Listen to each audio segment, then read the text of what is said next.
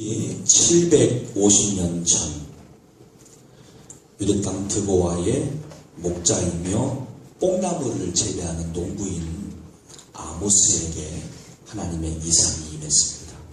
또 하나님의 비전이 임했습니다. 자신은 농부입니다. 목자입니다. 그런데 자신에게 하나님의 비전이 임하여서 어쩔 수 없이 전해야 될 선지자의 사명을 받게 된 겁니다. 참 무겁죠. 그러니까 아모스의 이름의 뜻이 그렇습니다. 무거운 짐을 진 자. 이게 아모스의 이름의 뜻입니다. 여기 두 가지 의미가 있습니다. 자신도 무거워요. 내가 왜 목자이며 뽕나무를 재배하는 농부인데 이런 나에게 왜 하나님의 비전이 임하여서 선지자의 길을 가야 되는가. 참 무겁습니다. 요즘처럼 선지학교를 나온 것도 아니고 신학도도 아니고 그냥 평범한 농부였다가 주님의 이상을 발견하고 이상을 전하는 선지자가 된 아모스. 마음에 무거운 짐을 졌습니다. 또 한편 그의 비전과 그의 통한 하나님의 계시를 받을 이스라엘 백성들 입장에서도 굉장히 무거운 내용이에요. 마음에 무거운 짐을 진 내용들이 돼요. 왜냐하면 주변 8나라에 대한 심판이 예고되었기 때문입니다. 잘한다고 칭찬하는 게 아니라 잘못했기 때문에 빨리 회개하고 돌아와서 하나님의 구원에 참여하라고 하는 질책과 교훈들을 들을 때에 그들 마음이 또 무거워요. 심지어 아마샤라고 하는 제사장은 노골적으로 아모스에게 따집니다. 너 예언을 하지 마라! 까지 합니다. 그러나 아모스는 그럴 수가 없잖아요.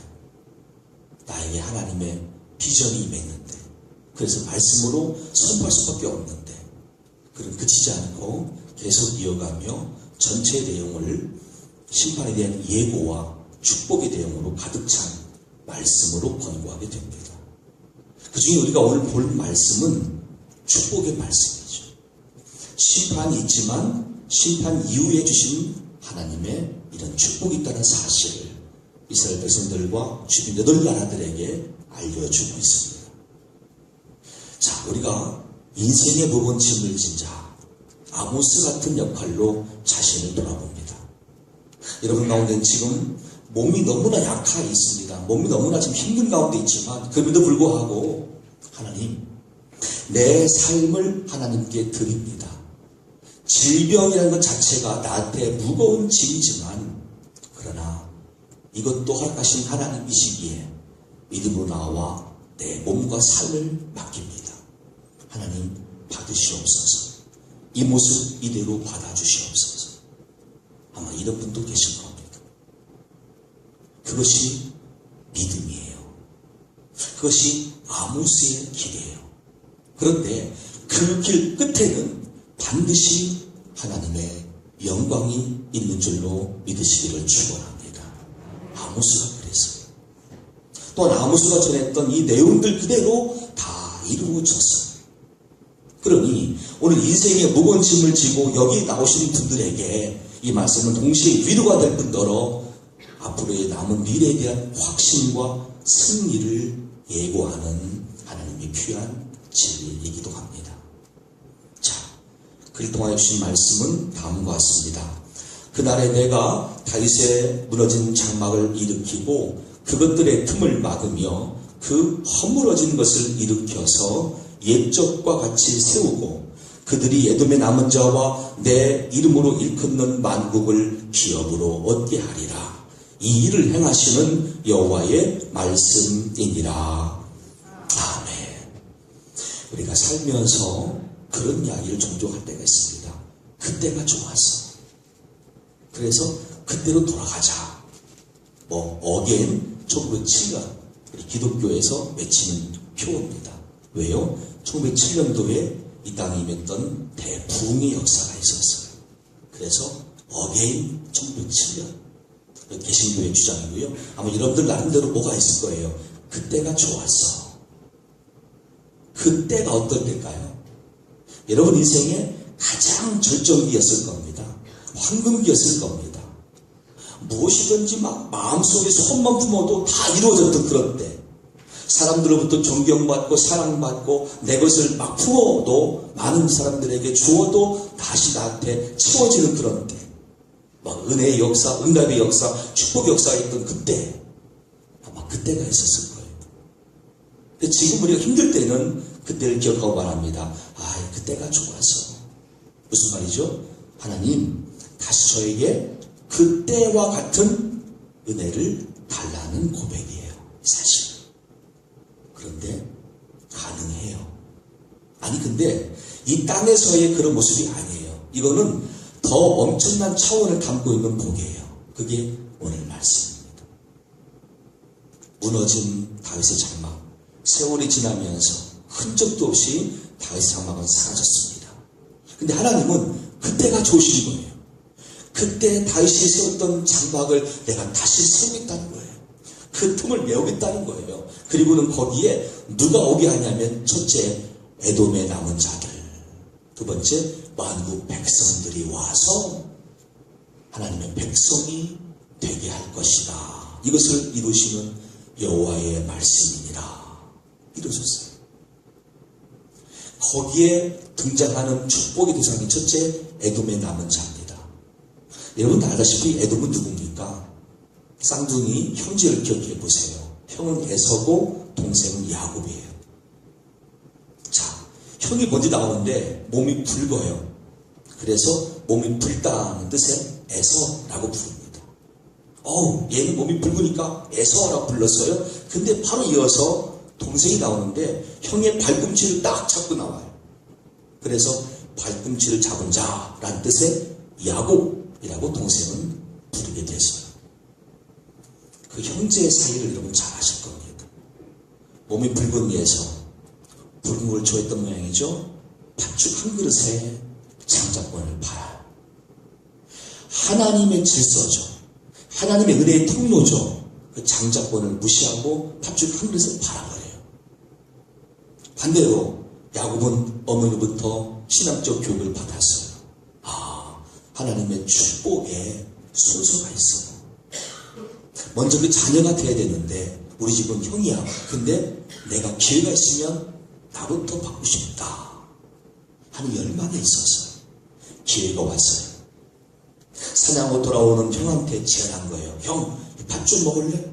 배고프지? 대신에 형의 장작권 나에게 팔아. 미리 다 준비했던 마음이에요. 그게 야곱이에요.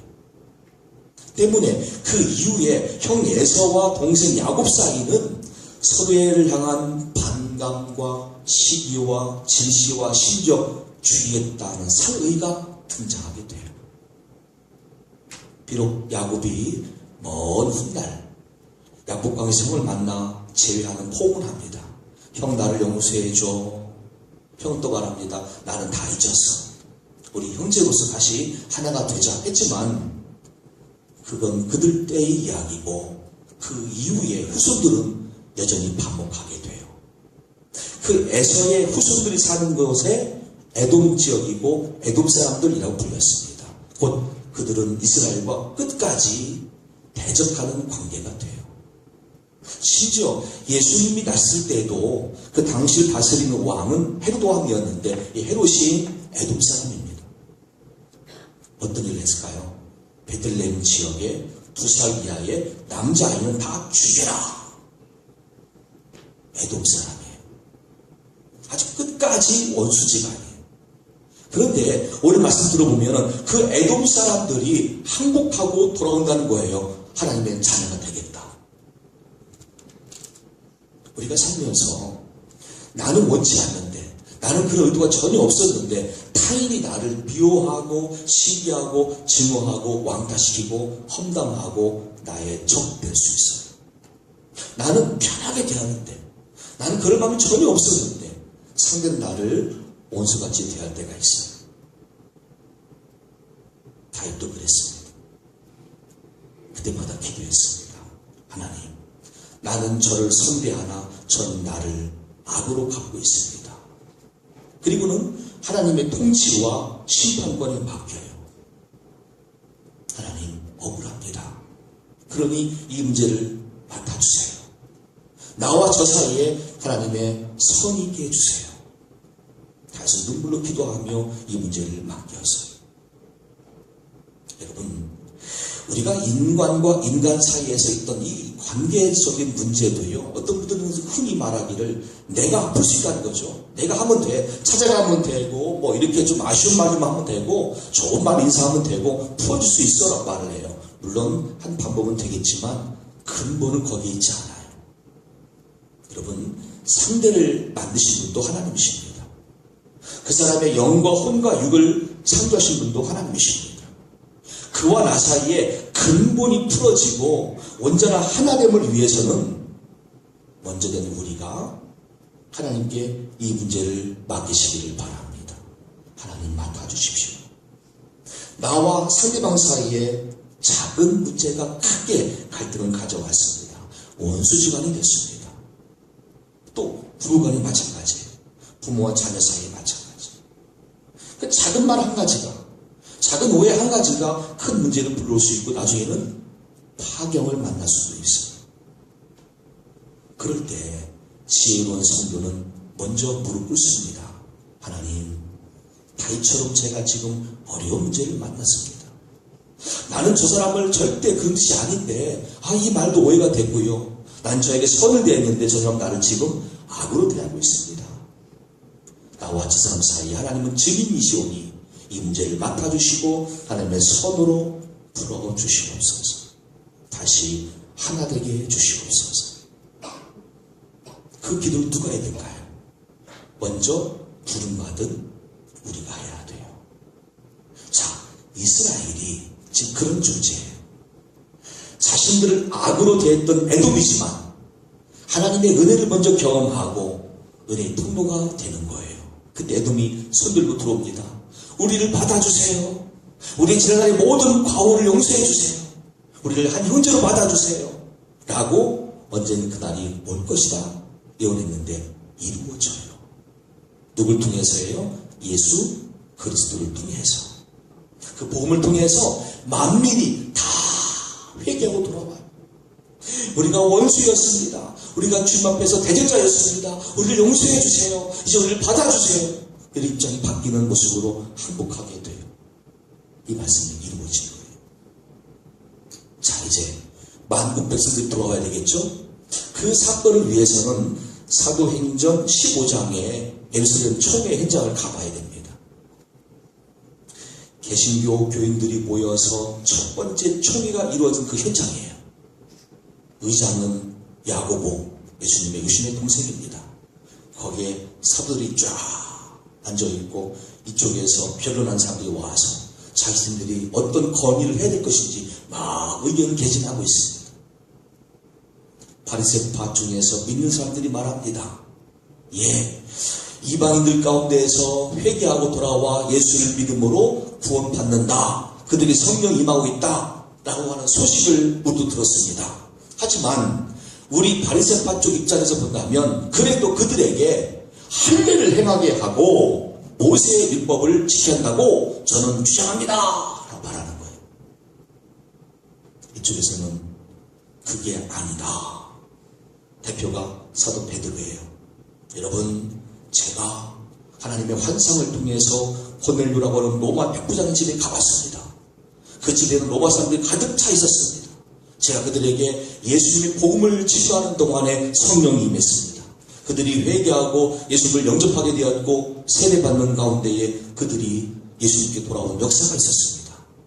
그런 그들에게 할례를 말하고 모습을 말하는 것은 어불성설입니다. 오직 하나님의 은혜로 구원받은 사실임에 나는 확신하기 때문에 다른 것을 징조지 마시오. 베드로의 이야기. 설왕설래합니다. 총회장이니까 막 서로가 의견을 개진하겠죠. 그럴 때에 그 총회의 의장인 야고보가 땅땅땅 두들겨요. 그게 오늘 말씀 때문이에요. 여러분, 아모스 9장 11절과 12절 말씀을 보십시오. 거기에 이렇게 말씀했습니다. 그날에 내가 다윗의 무너진 장막을 일으키고 그것들의 틈을 막으며 그 허물어진 것을 일으켜서 옛적과 같이 세우고 그들이 에돔의 남은 자와 내 이름으로 일컫는 만국을 기업으로 얻게 하리라. 이 일을 행하시는 여호와의 말씀이니라 하였습니다. 그러니 이것을 행하시는 분은 하나님이신데 우리가 어찌 그들에게 우리의 의무를 더 줄 수가 있습니까? 이러면서 우상 숭배와 몸매어 죽인 것과 음행 등등 최소한의 성결한 삶을 위한 전제만 달고 그 외에는 짐주지 말라. 땅 결정하게 되죠. 그 결과 오늘 대한민국 땅에 살고 있는 저와 여러분에게까지도 이 복음이 들어왔고 누구든지 예수님을 그리스도로 믿기만 하면 하나님의 백성이요 만국 기업이 되는 줄로 믿으시기를 축원합니다. 우리가 지금 그 은혜를 누리고 있는 거예요. 만약 그 총회에서 만약 그 이 아모스 말씀에서 언급하지 않았더라면 우리는 대상이 될 수가 없어요.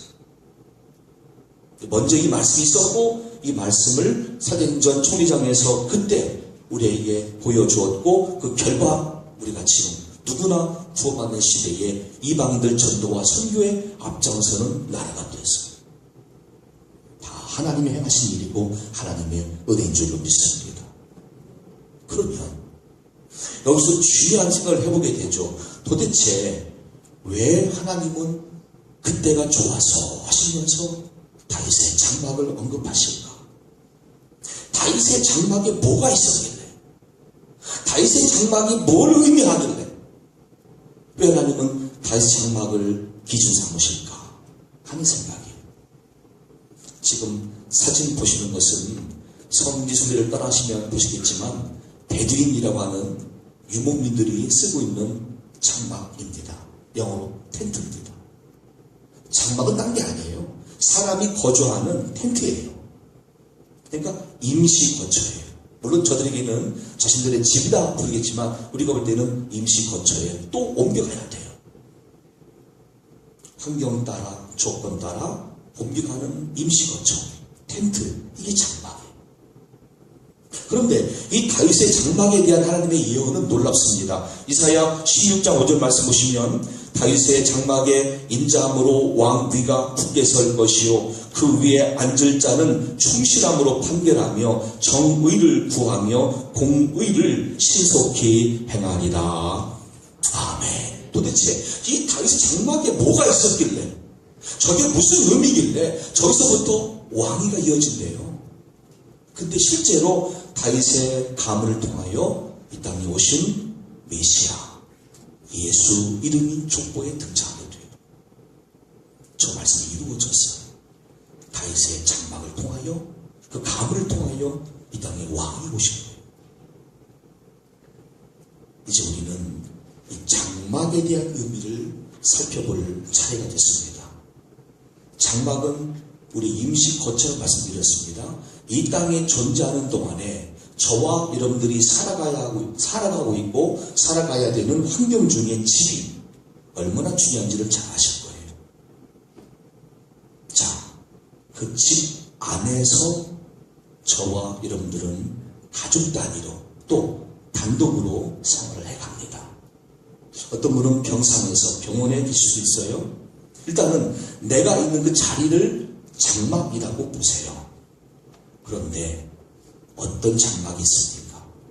첫째, 노아의 장막. 여러분 잘 아신 바대로 첫 번째 심판인 물심판, 홍수심판에서 온전히 살아난 가족은 노아 가족뿐이에요. 그 일대 주자가 노아예요. 근데 노아의 장막에 문제가 생겼어요. 하나님의 구원을 받고 무지개 약속까지 받은 이 노아에게 농사가 시작됐는데 그 농사의 대상은 포도였습니다. 그리고 포도를 통해서 얻은 산물 이후에 포도주로 자신이 취하는 방탕의 모습이 나타나게 돼요. 문제는 그 다음에요. 내 집에 술을 들여왔더니, 내 집에서 술을 마셨더니 어떤 결과였을까요?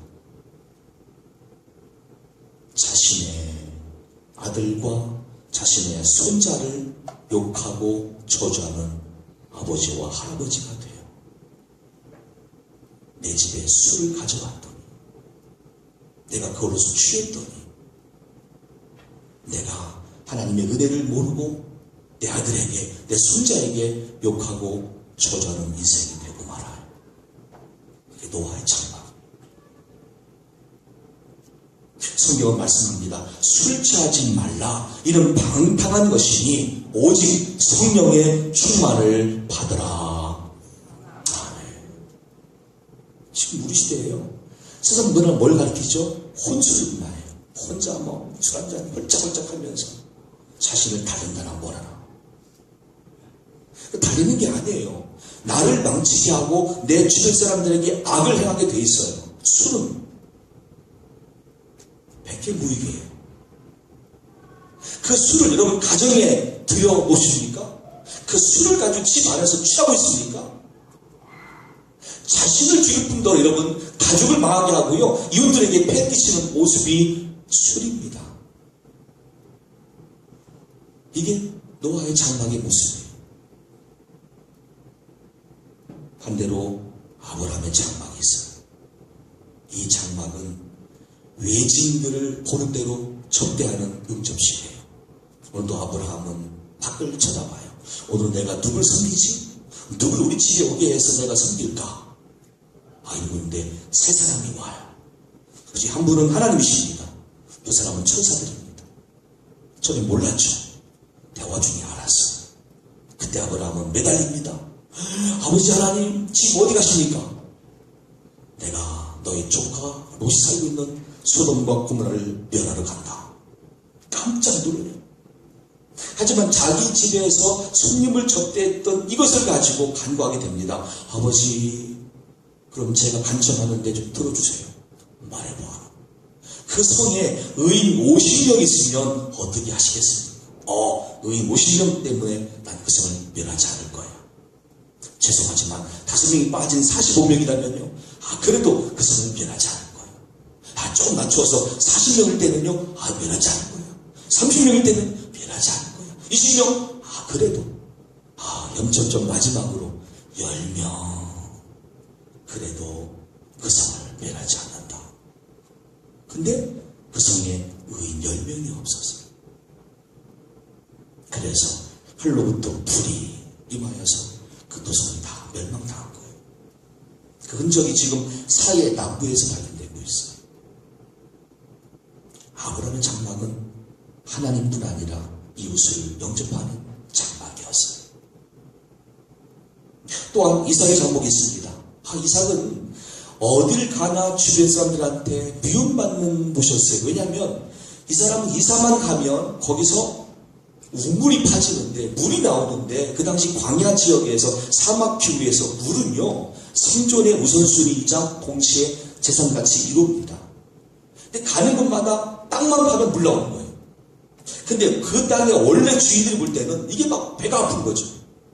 이게 내 땅인데, 우리 지역인데, 그때는 물이 안 나왔다가 왜 저 사람만 오면 물이 나오는지 뺏는 거였지. 그럼 이 사람도 도망가요. 그냥 피하는 거예요. 싸우지 않고. 왜? 가는 곳마다 하나님이 은혜 주세요. 또 우물 주시는 거예요. 풍수지리 사실 믿는 자에게 필요 없어요. 왜? 나의 집안의 주인 되시는 하나님과 동행하면 하나님이 다 이루어 주시는데, 내가 명당 찾고 풍수지 찾고 직원 찾고 이럴 필요 없습니다. 어디가 산수를 써야 좋은가 이런 거 따질 필요 없습니다. 그만큼 자유함이 있어요. 그만큼 마음속에 확신이 있어요. 이삭도 그래서 그 장막은 거기서 하나님 여호와를 부르는 장막이에요. 하나님 감사합니다. 우리가 남들 때문에 어쩔 수 없이 또 옮겨왔지만 옮겨온 여기서도 우물을 만나게 하시니 감사합니다. 하나님 더 복 주세요. 마지막에는 아예 주변 사람들이 항복해요. 야, 우리가 저 사람은 안 되겠다. 저 사람과 함께하는 하나님 때문에라도 저 사람 건들지 말자. 그래서 그 땅이 르호봇이 되는 거죠. 아주 널찍하고 평평하고도 화해가 임한 평화의 땅이 돼요. 그 땅이 이름이 르호봇 되는 것이죠. 이게 이삭의 장막이에요. 모세의 장막은 어땠을까요? 광야 40년 동안 오세훈이 장막에서 하나님을 별도로 만나서 하나님과 대화해서 하나님의 음성을 들어서 그 음성을 백성들이 가르치는 장소, 모세의 장막. 자, 이렇게 지금 4가지 형태의 장막을 소개했습니다. 가장 최악은 노아의 장막이었죠. 술 취한대고, 술대고. 자, 그런데 이제 우리가 찾아봐야 될 다윗의 장막입니다. 도대체 이 다윗의 장막에 무엇이 있었길래, 이게 무엇을 의미하게 하나님이 그때가 좋아서 하실까요? 다시 그것을 일으키겠다, 회복시키겠다, 부흥케 하겠다, 이 말씀을 왜 하실까요? 사무엘하 6장 12절부터 앞에 있는 화면 보시겠습니다. 어떤 사람이 다윗 왕에게 아뢰어 이르되 여호와께서 하나님의 괴로 말미암아 오벳에돔의 집과 그의 모든 소유에 복을 주셨다 한지라. 다윗이 가서 하나님의 궤를 기쁨으로 메고 오벳에돔의 집에서 다윗 성으로 올라갈새 여호와의 궤를 맨 사람들이 6걸음을 가매 다윗이 소와 살찐 송아지로 제사를 드리고 다윗이 여호와 앞에서 힘을 다하여 춤을 추는데 그때 다윗이 배 에봇을 입었더라. 다윗과 온 이스라엘 족속이 즐거이 환호하며 나팔을 불고 여호와의 궤를 메우니라. 여호와의 궤가 다윗성으로 들어올 때에 사울의 땅 미갈이 창으로 내다보다가 다윗 왕이 여호와 앞에서 뛰놀며 춤추는 것을 보고 심중에 그를 업신여기니라. 여호와의 궤를 메고 들어가서 다윗이 그것을 위하여 친 장막 가운데 그 준비한 자리에 그것을 두매 다윗이 번제와 화목제를 여호와 앞에 드리니라. 다윗이 번제와 화목제 드리기를 마치고 만군의 여호와의 이름으로 백성에게 축복하고 모든 백성 곧 온 이스라엘 무리에게 남녀를 막론하고 떡 1개와 고기 1조각과 건포도떡 1덩이씩 나누어 주매 모든 백성이 각기 집으로 돌아가니라. 아멘. 하나님 보실 때에 우리 인간들이 할 수 있는 최고의 행위가 있습니다. 하나님 보실 때에 최고로 기뻐하시는, 최고로 원하시는 행위가 있습니다. 그것이 뭔지 아십니까?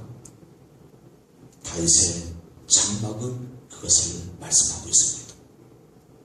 우리 피조물인 인간이 우리의 창조주 하나님께 올릴 수 있는 최고의 행위는 다름 아닌 전심으로 주를 찾고 구하며 기쁨으로 찬양하러 올려드리는 예배입니다.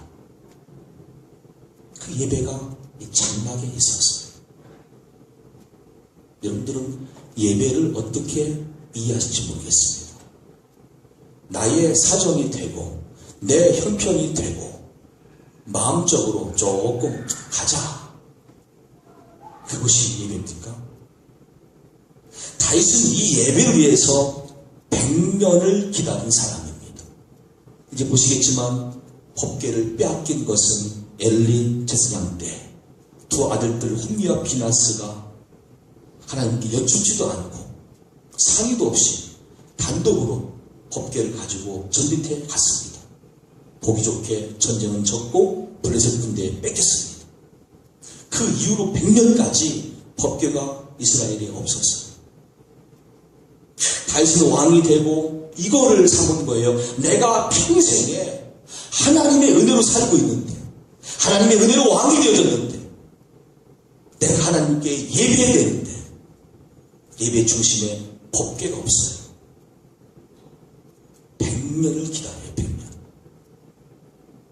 그렇게 해서 이런 과정을 통하여 법궤가 들어올 때에 그 감격이 자신도 춤을 추게 되고, 자기 와이프인 미갈이 볼 때에는 아이고 우리 왕이 추하게 하체가 보일 만큼 저렇게 백성들 앞에서 체면도 찾지 않는다고 말을 듣는다 할지라도 자신은 하나님을 향하여 전심으로 예배하는 모습으로 섬기게 돼요. 그렇게 들어오는 게 법궤고 그 법궤를 모아둔 장소가 다윗이 친 장막이에요. 다윗의 장막은 그것을 의미해요. 예배예요.